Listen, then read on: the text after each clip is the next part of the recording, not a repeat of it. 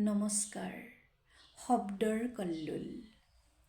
পিতৃ মাতৃ হ'লেই যে কেৱল সন্তানক শাসন কৰিব লাগিব, শাস্তি দিব, তেওঁলোকৰ কথাই সন্তানে শুনিব লাগিব এনে নহয়।